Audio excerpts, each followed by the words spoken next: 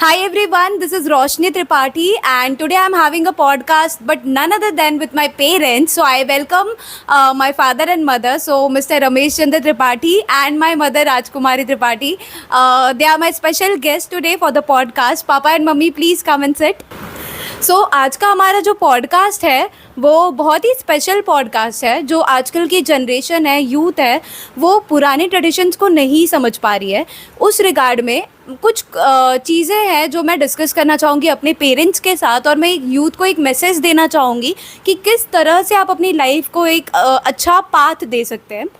तो मेरा पहला क्वेश्चन है पापा आपसे कि जब हम बचपन में थे, एक अच्छी एजुकेशन दी, स्कूल में डाला, ट्यूशन पढ़ाया, हर एक चीज़ें ला कर देना, स्टेशनरी हो, पेंसिल, रबर, शार्पनर, बुक्स, ये सारी चीज़ें आपने हमको प्रोवाइड की। क्या आपको कोई भी रिग्रेट है कि आप को वो एजुकेशन नहीं मिली, आपको वो चांस या फिर वो अपॉर्चुनिटी नहीं मिली? देखो क्या है, हमारे समय में और आज के समय में बहुत परिवर्तन है।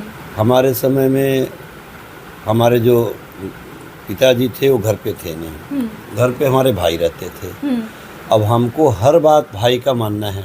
अच्छा। सुबह उठने का पहले पूरा काम करना है, खेती का काम करना है, उसके बाद जैसे ही फ्री हुए खाना खाए और स्कूल चले गए, फिर आए, फिर वही काम, फिर रात को हम लोगों को अंधेरे में लालटेन जला के पढ़ना होता था। अच्छा। न कोई ट्यूशन था, न कोई क्लास था और न कोई बताने वाला था। जो मास्टर साहब पढ़ाते थे वही आके दोहरा लेते थे और वही जाके वहाँ देखते थे।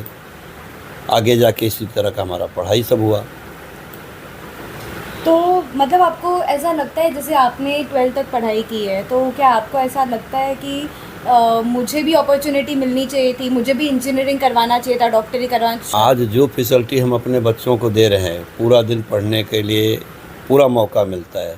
अगर हमारे समय में ऐसा मौका मिलता तो आज जो हम 12th तक पढ़ाई किए थे हम बहुत आगे पढ़ सकते थे। लेकिन हमारे समय में हमको सुविधा के नाम पे कुछ भी नहीं था और ना कोई हमको फैसिलिटी थी। खाली घर का काम करो और स्कूल कॉलेज चले जाओ। और आने के बाद में जब पढ़ने बैठते थे तो नींद सताती थी क्योंकि थक जाते थे तो नींद आता था। हाँ। आज वो चीज़ नहीं है। आज हम बच्चों को एकदम फ्री रखते हैं। हाँ। जब तक चाहे तब तक पढ़े, हाँ। जब इच्छा हो तो सोए। हाँ। जो खाना चाहिए वो खाना मिलता है। हाँ। जो क्लासेस चाहिए वो क्लासेस मिलता है। हाँ। हम भले नहीं खाएंगे लेकिन हम उनको अपने तरह से पूरी तरह से खुश रखने की कोशिश करते हैं। तो आपको कोई रिग्रेट नहीं है? आप खुश हो उस चीज़ से कि जो था वो हो गया? अब जो हमारे समय में था बीता, हो सकता है हमारे पूर्वजों का आशीर्वाद होगा कि मैं यहाँ तक पहुँचा हूँ, जो हमारे बच्चे आज लायक बन गए। उनका ही आशीर्वाद है, माता रानी की कृपा है, हम उनका ही धन्यवाद देंगे। मम्मी, अब मेरा क्वेश्चन आपसे है कि आपके भी कुछ सपने रहे होंगे बचपन में कि मुझे इस तरह से पढ़ाई करनी थी या मुझे ये बनना था। जैसे हम बचपन में थे तो आप लोगों ने हमको पूछा था कि रोशनी क्या बनना है बड़े होकर। क्या आपसे कभी किसी ने पूछा था कि आपको बड़े होकर क्या बनना है, या आपके कोई सपने थे कि शायद मैं बड़ी होकर ये करूँगी, या आपको ऐसा कुछ माहौल मिला ही नहीं कि आपको ये बता दिया गया था कि आपको तो शादी होने के बाद खाना ही बनाना है, बर्तन ही धोने हैं और कपड़े ही धोने? क्या डिफरेंस था उस समय में और इस समय में? मेरे ज़माने में तो ऐसा था कि मतलब लड़कियों के लिए कहीं स्कूल ही नहीं था। अच्छा। और जो था वो दूर था। हाँ। पढ़ने नहीं जाते थे। फिर घर का काम करो, घर में रहो, कहीं घूमो मत। फिर मतलब शादी हो गया, ससुराल आया, फिर वहाँ का रीति रिवाज निभाया। फिर यहाँ आए तो बच्चे अपने हुए। हाँ। फिर बच्चे के 5-5 बच्चे के संभाला। वो लोग के अच्छा कभी कुछ सिखाई नहीं, अच्छी बात सिखाई कि वो लोग आज अपने अपने जगह सब अच्छे हैं। हाँ। और अब सब बच्चे अपना खुशहाल है और मेरे को क्या चाहिए। तो आपको मतलब ये चीज़ का कोई रिग्रेट नहीं है कि ठीक है नहीं पढ़ा तो नहीं पढ़ा, आपके यहाँ पर स्कूल नहीं था इसलिए आपको वो मौका ही नहीं मिला पढ़ने का? नहीं, मेरे को तो पढ़ने का पछतावा बहुत है कि मैं क्यों नहीं पढ़ा। पछतावा है? क्यों? क्योंकि मतलब होता है समाज में, मतलब कहीं जाओ तो पढ़ना है, लिखना ज़रूरी है। ये तो बात आपने बिल्कुल सही की, क्योंकि आजकल का जो जनरेशन है, जो पेट्रियाटिकल सोसाइटी है, वो इस तरह से है कि अगर आप कमा रहे हो तो आपकी इज्जत है। अगर आप नहीं कमा रहे हो तो फिर आप कौन हो, आप क्या कर रहे हो? आप हो तो हाउस वाइफ ही, घर का ही काम कर रहे हो। तो ये डिफरेंस है मुझे लगता है, जहाँ पर औरतों को ये लगता है कि भाई मुझे भी पढ़ना चाहिए, मुझे भी कुछ करना चाहिए, मुझे किसी के पैसों पे नहीं पलना, मैं भी कमाऊँ, मैं भी फाइनेंशियली हेल्प करूँ, ताकि दोनों मिल के एक अच्छा सा लाइफ जिए साथ में। अगर आज के यूथ को आप कोई मैसेज देना चाहोगे पापा, कि आपने 60 इयर्स के आप हो गए, तो इस guys he is a senior citizen, my father is a senior citizen, आपने 60 साल निकाल लिए, तो आपको क्या लगता है कि एक ऐसी चीज़ जो आप ऑडियंस को बताना चाहोगे कि आपको अपने जीवन में ढालना चाहिए?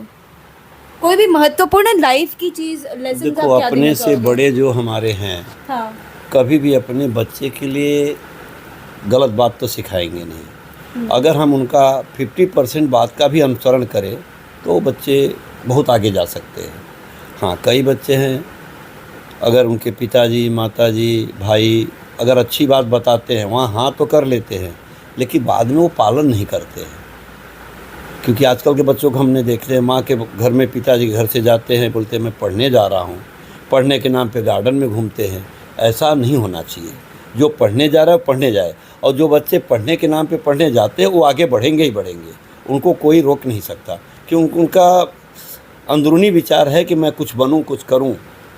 ऐसे बच्चे अगर रहेंगे तो देश का विकास देश करेंगे और वो खुद भी बहुत आगे बढ़ेंगे। तो आपके हिसाब से गाइस, पापा के हिसाब से, जब आप कॉलेज जा रहे हो पढ़ने तो पढ़ने ही जाया करो, बंक मत किया करो, ये आप बोलना चाहते हो यूथ को? हाँ। कि जब आप पढ़ने जा रहे हो तो आप पढ़ो, आप बंक करके बाकी टाइम पास मत करो। क्योंकि हाँ, टाइम पास करने लग गए हाँ, तब उनकी आदत पढ़ाई में कभी भी नहीं आएगी, वो टाइम पास ही करेंगे घूम घूम के। हाँ, इसमें माँ बाप का भी थोड़ा दोष है कि फिजूल खर्ची उनको देना बंद करें। अच्छा, क्यों, पैसे फोकट में आएंगे तो उनको फोकट में लुटाने की आदत पड़ेगी। अगर लिमिट का पैसा मिलेगा तो इधर उधर भागेंगे नहीं। वो सोचना चाहिए हमारे पास जो कैपेसिटी है हम उतना ही दें, ताकि भले पैसा आपके घर में हो लेकिन पढ़ाई के समय में उनको नाजायज़ पैसा ना दें। मैं ये बताना चाहूँगी कि पापा ने हमारे टाइम पर भी ऐसा ही किया हुआ था। जब हम कॉलेज जाते थे, पापा हमको बहुत लिमिटेड पॉकेट मनी देते थे कि इसी पॉकेट मनी में आपको अपना महीना चलाना है, सारा पास सारी चीज़ें निकाल कर देते थे। एक limited amount of pocket money देते थे जिससे हम कहीं बाहर ना घूमने जा सके। But of course kids are kids, आप भी कहीं घूमे होंगे और हम भी कहीं घूमे होंगे, so no question on that of course. तो basically guys, we are now staying in Mumbai from past, like I am born and brought up in Mumbai. मेरा जन्म ही मुंबई में हुआ है, सारे बच्चों का जन्म मुंबई में ही हुआ है। बट मम्मी और पापा जो है ये लोग मुंबई से नहीं है, तो ये लोग गांव से हैं। पापा मिर्ज़ापुर के और मम्मी चंदापुर की है। तो मम्मी, कितना डिफ़िकल्ट था, या आपने कभी ऐसा सोचा था कि मैं गांव से निकलकर मुंबई आ जाऊंगी? और आपने कभी ऐसी लाइफ इमेजिन की थी कि मेरे पास सारी सुविधा होगी, या आपको लगा था मैं गांव में ही रहूँगी? कुछ सोचा था इसके बारे में कभी? मैं इसके बारे में तो कभी कुछ सोचा ही नहीं कि मैं यहाँ से मतलब गांव से मुंबई आऊँगी। यहाँ आने पर मुझे बहुत खुशी मिली। मेरा पति बहुत अच्छा है, बच्चे भी बहुत अच्छे हैं, सब बच्चे अपने अपने खुशहाल है। मेरे को अपने बच्चों से बहुत खुशी है। बच्चों से खुशी है, तो मतलब मुंबई आकर खुशी है।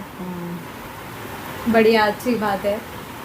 So my next question is that कि पापा, मिर्ज़ापुर में आपके शुरुआती जो ईयर्स थे, मतलब आप मेरे ख्याल से 17, 18 साल, 19 साल तक मिर्ज़ापुर में रहे हो। उसके बाद पापा ने शिफ्ट किया है, तो वो जो 19 साल थे, अगर मैं बोलूँ, आपका एक बच्चा जो था उस समय 19 साल का, उसका जो दिनचर्या था वहाँ पे, उसका दिन कैसे गुजरता था? उनके क्या दोस्त थे, आपके क्या दोस्त थे, कैसी लाइफ चल रही थी मिर्ज़ापुर में? देखो, हम लोगों के समय में सब अपने छोटे छोटे ही थे और सब खेला कूदा करते थे, बहुत सारे खेल होते थे। हाँ, आज वो खेल बिल्कुल करीब करीब बंद हो चुका है। हाँ, हम लोगों के समय कबड्डी होता था, हाँ, और नाग पंचमी के समय पूड़ी वगैरह चलता। लगभग करीब करीब ये सब प्रथा धीरे धीरे कम हो गया है। हाँ, हम बच्चे होली, दिवाली सब साथ में घूम के आपस में मनाते थे। करेक्ट। और होलिका दहन के लिए हम बच्चे आपस में मिल के पहले से इकट्ठा करते थे कि भाई चलो हम लोग इस बार होली हमारा इतना बड़ा ऊंचा होना चाहिए, लो कि आगे दूसरे गांव से भी हमारा एकदम ऊंचा तक जाए। उसके लिए हम लोग मिल कर के प्रयत्न करते थे। उसी में सब मिल कर के इकट्ठा करते थे, फिर आपस में कहीं भी कुछ रात को गन्ना चूसना हुआ या और कुछ करना हुआ, सब मिल के अपन वो भी करते थे। तो आपने क्या किसी के खेत से गन्ने चुराए थे कभी पापा? आपने, मुझे याद है आपने बताया था कि आपने खेतों से गन्ने काफी हम लोग चोरी क्या किए। है, जैसे अगर कोई ज़्यादा रखवाली करता था तो हम उसी के गन्ने चूसते थे। हम लोग 4 बच्चे रहते थे, 5 बच्चे रहते थे। हाँ। 3 बच्चे उधर पत्थर मारते थे दूसरे साइड में। तब वो देखने वाला, रखवाली करने वाला भाग जाता था वो बाजू। अच्छा। अब वो भाग जाता तो बाकी 2-3 बच्चे इधर से तोड़ते थे और गन्ना भाग लेते थे। वो रखवाली करता रहता था, लेकिन फिर भी हम लोग गन्ने निकाल लेते थे। तो ये तो एक शरारती बच्चा हुआ मिर्ज़ापुर का। तो मैं ये पूछना चाहूँगी, जैसे कि अब एक नई सीरीज़ आई है मिर्ज़ापुर की, जो आपने हमको देखनी नहीं थी पूरी। हम देख रहे थे, आधे में पापा ने स्टॉप कर दिया कि ये देखने लायक नहीं है। बट मिर्ज़ापुर की जो सीरीज़ आई हुई है उसमें दिखाया गया पापा कि मिर्ज़ापुर में गुंडागर्दी काफ़ी होती थी, काफ़ी बंदूकें चलती थी, और ना जो एनवायरनमेंट दिखाया ना वो काफ़ी टॉक्सिक सा दिखाया है कि बहुत ही गालियाबाजी चलती थी। क्या सच में मिर्ज़ापुर ऐसा है? ये देखो, सीरियल बनाने वाले कुछ भी लिखते हैं, कुछ भी बना देते हैं, ऐसा नहीं है। हाँ। वहाँ भी समाज है, वहाँ भी घर में बहू बेटी हैं, हर चीज़ लोग देखते हैं, एक दूसरे को अच्छे विचार रखते हैं। अभी सीरियल वाले हैं या टीवी वाले हैं, जो भी बना दें वो तो उनके ऊपर निर्भर है। अच्छे लोग भी हैं तो बुरे लोग भी हैं। वो समाज के ध्येय से तो भाई अभी आज जो दिखा रहे हैं, ऐसा नहीं कि लोगों के सामने गाली गलौज करें, ऐसा नहीं है। बाकी तो देखो, पहले भी हुआ था, अभी भी हो रहा है। जो होना है वो तो हो ही रहा है। हाँ, मतलब अभी तो बहुत ज़्यादा है, जो दिखाते हैं अलग दिखाते हैं। हम लोग उस समय में इतना कुछ, हम लोग छोटे थे तो हमको इतना अनुभव उसके बारे में नहीं है, क्योंकि हमको उतना टाइम नहीं मिलता था कहीं जाके हम घूम लें, समय नहीं होता था हमारे पास। और 17 साल के उम्र में ही तो मैं घर छोड़ दिया। 17 साल की 17 उम्र, हाँ 17 साढ़े 17 इतना ही रहा होगा। 12वीं परीक्षा पास किया, एग्ज़ाम दिया और मैं घर छोड़ दिया। क्यों हुआ कि आपने 17 साल में घर छोड़ दिया? एक्चुअल हमारे घर में पढ़े लिखे तो थे ही। हाँ। हमारे से बड़े पिताजी के एक लड़के, 2 बड़े पिताजी के लड़के थे, एक हमारे बड़े भाई थे 2। हाँ। 4-5 लोग तो पहले से पढ़े लिखे थे। कोई भी काम कर रहा है, कोई हम काम कर रहा है। हाँ। लेकिन सब पढ़ लिख करके किसी को कहीं जॉब मिला नहीं। मतलब इतना जब पढ़ने के किसी बाद को भी जॉब भी नहीं मिला, अब उनकी क्या पढ़ाई थी, वो तो बड़े हैं, उनसे हम पूछ नहीं सकते। हाँ। तो मुझे ऐसा लगा कि ये लोग जब पढ़ के बैठे हैं तो मैं भी अगर इनके जैसा BA MA करूँगा तो मैं करूँगा क्या पढ़ के। इससे अच्छा घर छोड़ दिया और आज धीरे धीरे मेहनत किया और हम इस जगह पे पहुँचे हैं कि स्वाभिमान के साथ अपनी जीवन, अपने बच्चों को पालन पोषण कर रहे हैं। अच्छा मम्मी, मेरा आपसे एक सवाल है कि चंदापुर में आपके शुरुआती जीवन आपका कैसा रहा है? कितना अच्छा लगा था आपको अपने मायके में? क्योंकि ऑफ कोर्स ससुराल और मायका का जो एक्सपीरियंस है वो बहुत अलग हो जाता है, क्योंकि मायका of course is always be going to be मायका। मायके की जगह शायद कोई ससुराल नहीं ले सकता, बट हर जगह का अपना इम्पोर्टेंस होता है। तो कैसा था आपका मायका? कैसा लगा आपको चंदापुर में शुरुआती दिन? मेरा मायका बहुत अच्छा था, हम लोग बहुत खुश रहते थे। सब अपने भाई बहन में सब खेलते कूदते हम लोग अच्छे से, हाँ। बहुत प्यार से रहते थे। तो खुश थी आप अपनी ज़िंदगी में? बहुत खुश थे। तो आपको आपका ससुराल कैसा लगता था? ससुराल भी अच्छा ही था, कोई ख़राब थोड़ी था। तो आप खुश थे? आप अपने जीवन से सेटिस्फाइड है? मैं हाँ खुश हूँ मैं। क्या बात है। तो गाइज मुझे ऐसा लगता है कि मम्मी पापा दोनों ही अपने जीवन से बहुत खुश है। मुझे ऐसा लगता है कि हमको भी ये समझना चाहिए कि आजकल जैसे लोग होते हैं कि मेरे पास ये चीज़ें नहीं है, मेरे पास वो चीज़ें नहीं। आप अपने आप को देखो और आप अपने आप से नीचे वालों को देखो। अगर आप अपने अपने से जो रिच क्लास है उनको देखोगे तो ऑफ कोर्स आपके पास बहुत सारी चीज़ें नहीं होंगी, लेकिन आप ये सोचो कि भगवान ने आपको हाथ पैर दिए हैं, सारी उंगलियां बराबर है, फेस अच्छा है, आपकी सारी चीज़ें बराबर है। अगर आप फिर भी कंप्लेन कर रहे हो, मतलब problem is with you and not with them. So मेरा नेक्स्ट क्वेश्चन है पापा कि आज की जो मॉडर्न लाइफ है कि हमको फ़ोन मिला हुआ है, स्मार्टफोन्स मिले हुए हैं, हमको इंटरनेट मिला हुआ है, सारी फैसिलिटीज़ हमको मिली हुई है, तो कितना पुराना था आपका ज़माना? इस मॉडर्न लाइफ से कितना पुराना था आपका ज़माना? हमारे समय में तो लाइट भी नहीं जलती थी। अच्छा। तो फ़ोन कहाँ से होगा? हाँ। फ़ोन तो बहुत बाद में आया है हमारे। तो जब मैं जॉब पे आया हूँ तभी मुझे फ़ोन दिखा है, हाँ तब मुझे फ़ोन मालूम पड़ा। हाँ सन 84 में या 83 में तो मैं टीवी के सामने देखा। हाँ उस समय ब्लैक एंड वाइट टीवी हुआ करता था। हाँ फ़ोन लेने के लिए तो 8-8 साल 9-9 साल तक नंबर लगा के रखते थे लोग, हाँ। तब जाके फ़ोन मिलता था। गैस की सुविधा उस समय नहीं थी। अभी तो गैस की, अभी तो जितनी सुविधाएं हो सकता है गवर्नमेंट के यहाँ से बहुत सारी सुविधाएं हैं। हाँ हम लोगों के समय में कुछ भी नहीं था ऐसी, सब अंधेरे के हिसाब से उजाला बना बना के करते थे। और आज फिर भी अच्छा है हमारे समय, हमको तो यही खुशी है भाई, चलो आज के ज़माने में हमारे बच्चे अच्छे पढ़ाई कर लिए, सबसे बड़ा यही हमको खुशी है। एक चीज़ आपने बोली थी पापा कि हम लालटेन जलाकर पढ़ते थे रात के समय, तो एक जोक आया हुआ था इंस्टाग्राम पे कि अगर आप रात में लालटेन जलाकर पढ़ते थे तो आप दिन में क्या करते थे? आपको क्यों लालटेन जला के पढ़ने की जरूरत लालटेन पड़ती? जलाने की इसलिए ज़रूरत पड़ती थी कि सुबह 6 बजे उठना। हाँ पहले घर का गाय होती थी, भैंस होती थी, इनको चारा खिलाना, इनके लिए चारा काट के लाना, उनका पानी डालना, सब व्यवस्था करना, फिर थोड़ा बहुत खेती का काम करना। उसके बाद नहा धो के अपना कुछ खाया पिया और साइकिल उठाया, सीधे चले गए कॉलेज।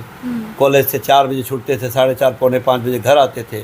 फिर 1.5 घंटा 2 घंटा वही गाय भैंस खेती के काम करना। फिर अंधेरा होता था तो उसके बाद लालटेन के सिवा कोई दोबारा वो नहीं था, ऑप्शन नहीं था। फिर हमको लालटेन से ही पढ़ना पड़ता था। अब वो भी जब दिन में काम करके आदमी थक जाता है तो लालटेन भी ज़्यादा समय तक जला के पढ़ नहीं सकता, तो ऑटोमेटिक नींद आ जाती है। तो जब नींद आएगी तो पढ़ेंगे क्या, जिसके वजह से मेरा पढ़ाई काफ़ी नुकसान हुआ, अधूरा रह गया। अधूरा रहेगा। जो इच्छा थी वो हमने पढ़ाई नहीं किया। अच्छा, तो आपकी क्या इच्छा थी? मेरी इच्छा तो बहुत थी कि मैं और आगे बहुत बढ़िया पढ़ाई करूं, हाँ लेकिन अब पछताता हूं।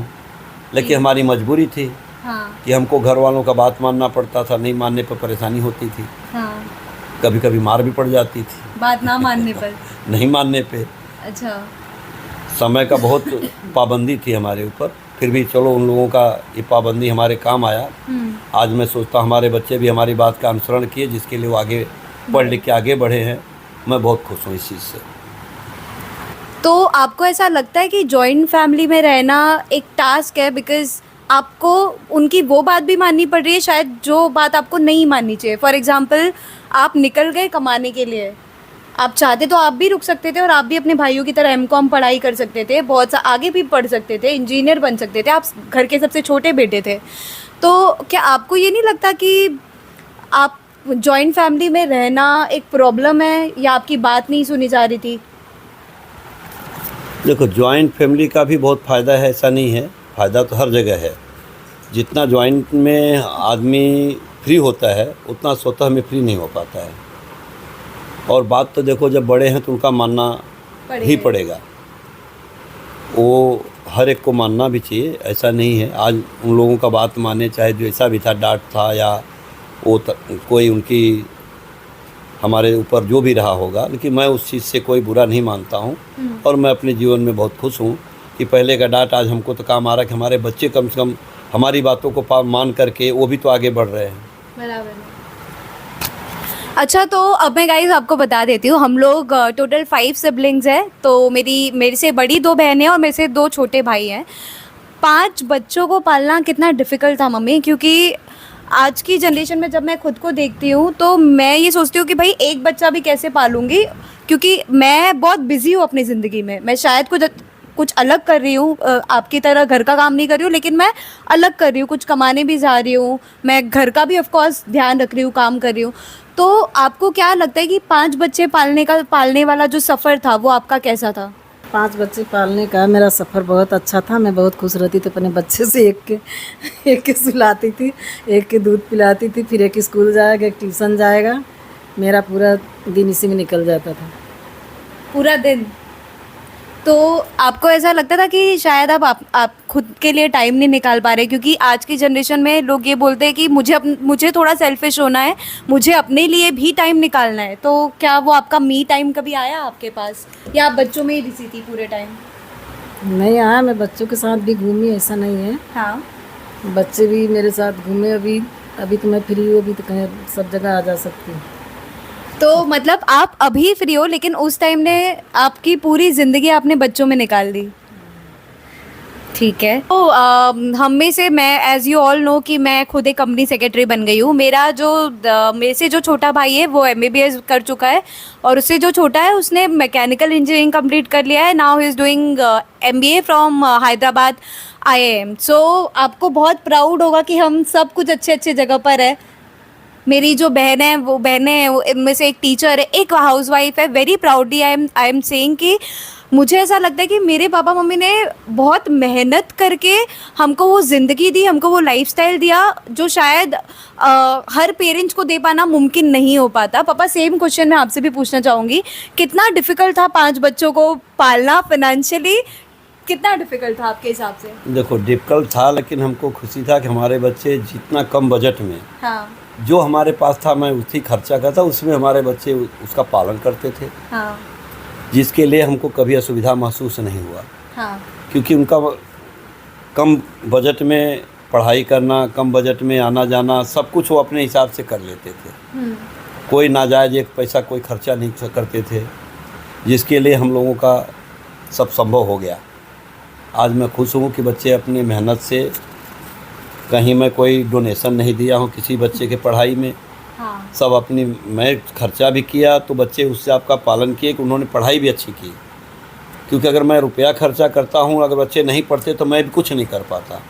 हमारे साथ साथ बच्चों ने भी हमारे काफ़ी मेहनत किया है, और जो आज हमको बहुत गर्व है कि हमारे बच्चे पढ़ लिख करके आज हम जो नहीं किए थे आज वो करेंगे और कर रहे हैं, आगे बढ़ रहे हैं। हमको सबसे बड़ी खुशी यही है। अच्छी बात है, अच्छी बात है। तो मेरा नेक्स्ट क्वेश्चन है आपके लिए पापा, कि आप दोनों की जो है वो अरेंज मैरिज हुई थी, राइट मम्मी? तो कैसा था अनुभव आपका अरेंज मैरिज का? और आप लोगों ने शुरुआती दिनों में तालमेल बिठाने के लिए, जो आज के दिनों में कहते हैं अंडरस्टैंडिंग होना चाहिए बिटवीन द पार्टनर्स, वो आपने कैसे बनाया एक दूसरे के साथ? देखो, हमारे समय में अपने जो बड़े गार्जियन थे, शादी ब्याह का सब वही बात करते थे। हम लोग देखने का ये सब कुछ नहीं था। तो मम्मी को शादी से पहले आपने देखा? नहीं देखा।